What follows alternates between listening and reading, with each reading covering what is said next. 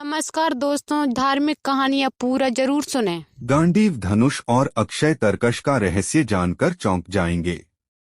महाभारत के युद्ध में पांडव पुत्र अर्जुन के पास गांडीव नाम का एक दिव्य धनुष था और एक ऐसा तरकश था जिसके बाण कभी खत्म नहीं होते थे। इसे अक्षय तरकश कहते थे। अब सवाल यह उठता है कि कुरुक्षेत्र के युद्ध के पहले अर्जुन के पास कैसे आया ये चमत्कारिक दिव्यास्त्र। इस संबंध में हमें दो पौराणिक कथाएं मिलती हैं।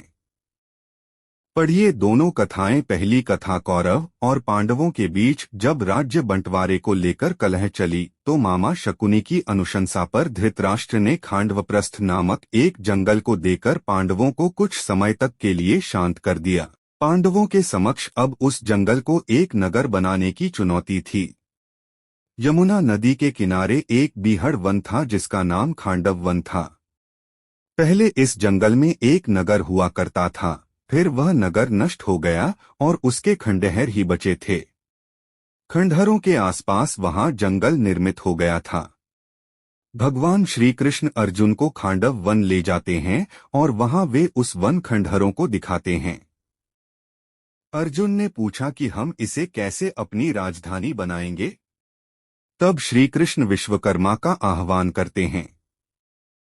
विश्वकर्मा प्रकट होकर कहते हैं कि हे प्रभु, इस खांडवप्रस्थ में मयासुर ने नगर बसाया था जो आज खंडहर हो चुका है। मयासुर यहाँ के चप्पे चप्पे को जानता है, तो क्यों नहीं आप उसी से राजधानी बनाने को कहते हैं। तब श्री कृष्ण कहते हैं कि इस वक्त मयासुर कहाँ मिलेंगे। फिर विश्वकर्मा मयासुर का स्मरण करते हैं तो वे प्रकट होकर पूछते हैं कि हे प्रभु, आपने मुझे क्यों याद किया।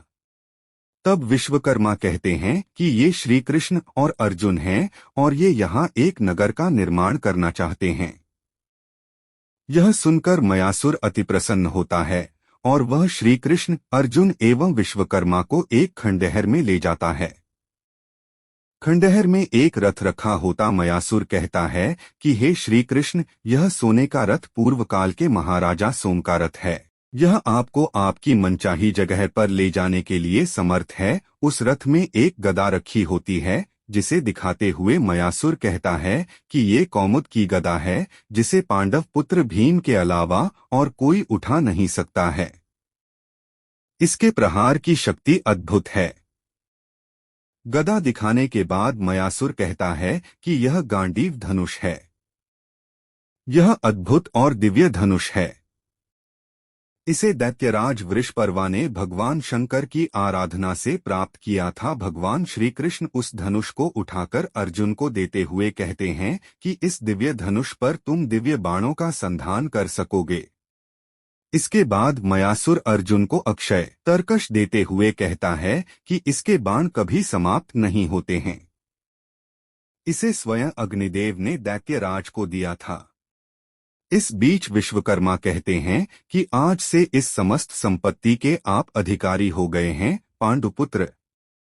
अंत में श्री कृष्ण कहते हैं कि मयासुर, तुम्हारी इस कृपा का हम प्रतिदान तो नहीं दे सकते, लेकिन हम वचन देते हैं कि जब भी तुम हमें संकट काल में स्मरण करोगे तो मैं और अर्जुन तुरंत ही वहां पहुंच जाएंगे। मयासुर यह सुनकर प्रसन्न हो जाता है।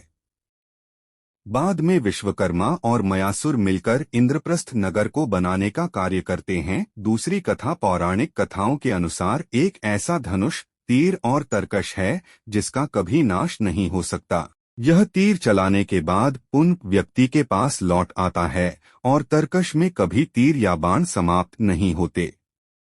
सबसे पहले ऐसा ही एक तीर राजा बलि के पास था। भृगुवंशियों ने राजा बलि से विश्वजीत के लिए एक यज्ञ करवाया। उस यज्ञ से अग्निदेव प्रकट हुए और उन्होंने राजा बलि को सोने का दिव्य रथ, घोड़े एवं दिव्य धनुष तथा 2 अक्षय तीर दिए। प्रहलाद ने कभी न मुरझाने वाली दिव्य माला दी और शुक्राचार्य ने दिव्य शंख दिया। इस प्रकार दिव्य अस्त्र शस्त्रों से सुसज्जित होकर राजा बलि ने इंद्र को पराजित कर दिया था। राजा बलि इन दिव्य धनुष और बाण की बदौलत तीनों लोकों पर राज करने लगा था। उसी तरह की एक कथा है कि श्वेतकी के यज्ञ में निरंतर 12 वर्षों तक घृतपान करने के बाद अग्निदेव को तृप्ति के साथ साथ अपच भी हो गया। तब वे ब्रह्मा के पास गए। ब्रह्मा ने कहा कि यदि वे खांडव वन को जला देंगे तो वहां रहने वाले विभिन्न जंतुओं से तृप्त होने पर उनकी अरुचि भी समाप्त हो जाएगी।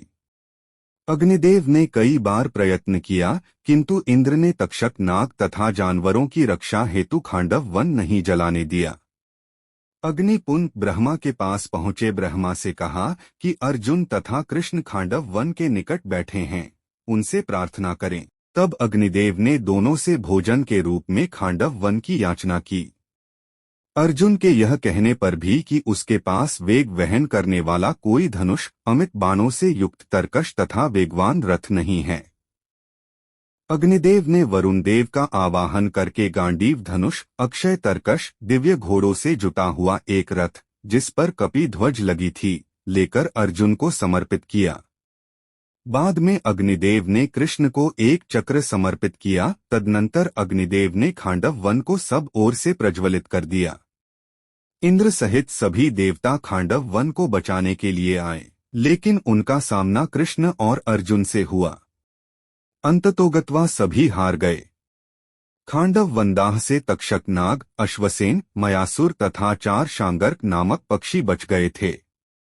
इस वनदाह से अग्निदेव तृप्त हो गए तथा उनका रोग भी नष्ट हो गया। किसने, किससे और क्यों बनाया था यह धनुष? और तरकश वत्तासुर नाम का एक दैत्य था जिसका संपूर्ण धरती पर आतंक था। उसके आतंक का सामना करने के लिए दधीचि ऋषि ने देशहित में अपनी हड्डियों का दान कर दिया था। उनकी हड्डियों से 3 धनुष बने, एक गांडीव, 2 पिनाक और 3 सारंग। इसके अलावा उनकी छाती की हड्डियों से इंद्र का वज्र बनाया गया।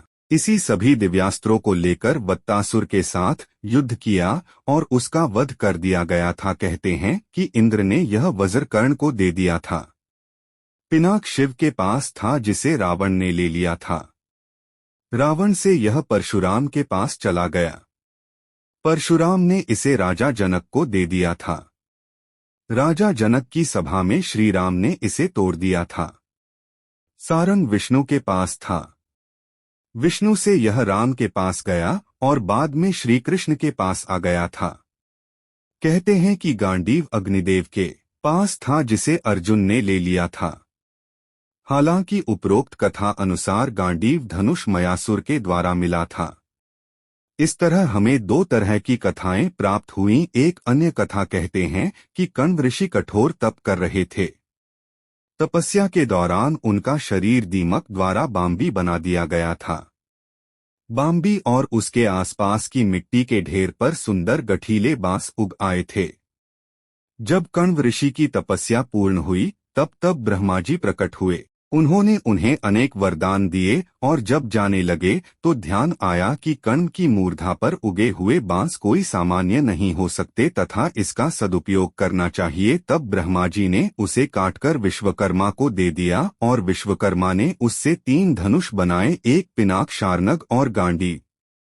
इन तीनों धनुषों को ब्रह्मा जी ने भगवान शंकर को समर्पित कर दिया।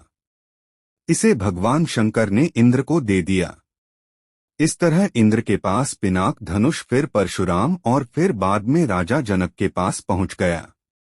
जनक की सभा में इसे श्री राम ने तोड़ दिया था। दूसरी ओर गांडीव धनुष वरुण देव के पास पहुंच गया। वरुण देव से यह धनुष अग्निदेव के पास और अग्निदेव से यह धनुष अर्जुन ने ले लिया था।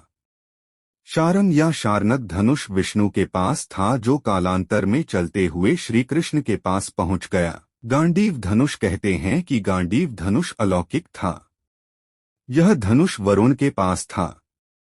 वरुण ने इसे अग्निदेव को दे दिया था और अग्निदेव से अर्जुन को प्राप्त हुआ था।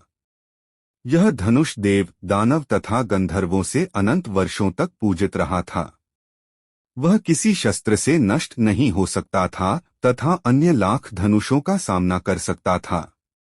जो भी इसे धारण करता था उसमें शक्ति का संचार हो जाता था। अक्षय तरकश, अर्जुन के अक्षय तरकश के बाण कभी समाप्त नहीं होते थे। गति को तीव्रता प्रदान करने के लिए जो रथ अर्जुन को मिला उसमें अलौकिक घोड़े जुटे हुए थे, जिसके शिखर के अग्रभाग पर हनुमान जी बैठे थे और शिखर पर कपि ध्वज लहराता था। इसी के साथ उस रथ में अन्य जानवर विद्यमान थे जो भयानक गर्जना करते थे। दोस्तों, ऐसे धार्मिक कहानियाँ जानने के लिए हमारे YouTube चैनल को लाइक और सब्सक्राइब करना ना भूलें।